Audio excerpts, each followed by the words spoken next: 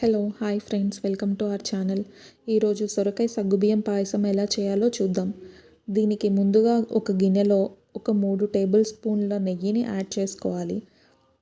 ఇందులో జీడిపప్పు వేసి వేయించుకోవాలి. జీడిపప్పు లైట్ బ్రౌన్ కలర్లోకి రాగానే తీసి పక్కన పెట్టుకోవాలి.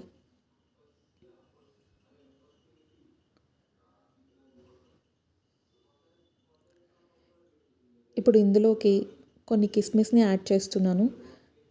కిస్మిస్ కూడా ఫ్రై అయినాక తీసి పక్కన పెట్టుకోవాలి.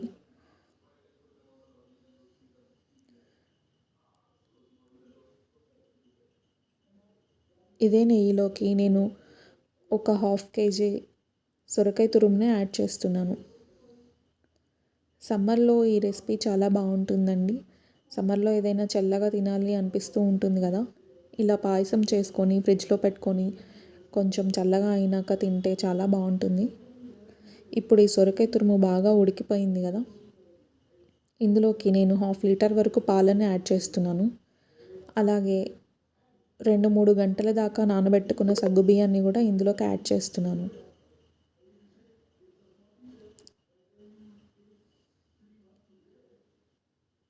ఇప్పుడు ఇది బాగా కలపాలి. ఇలా సగ్గుబియ్యం సొరకాయ రెండు పాలల్లో బాగా కలిసి ఉడికిపోయినాక ఇందులోకి మనం రుచికి తగినంత షుగర్ని యాడ్ చేసుకోవాలి.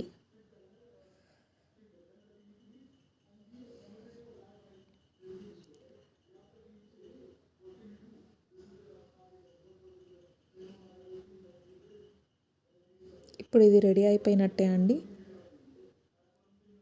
ఇందులోకి మనం ముందుగా వేయించి పెట్టుకున్న డ్రై ఫ్రూట్స్ని యాడ్ చేసుకోవాలి.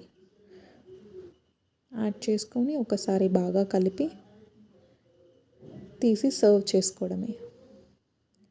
దీన్ని ఫ్రిడ్జ్లో పెట్టుకొని కొంచెం సేపు సర్వ్ చేసుకుంటే చాలా బాగుంటుందండి. Thank you.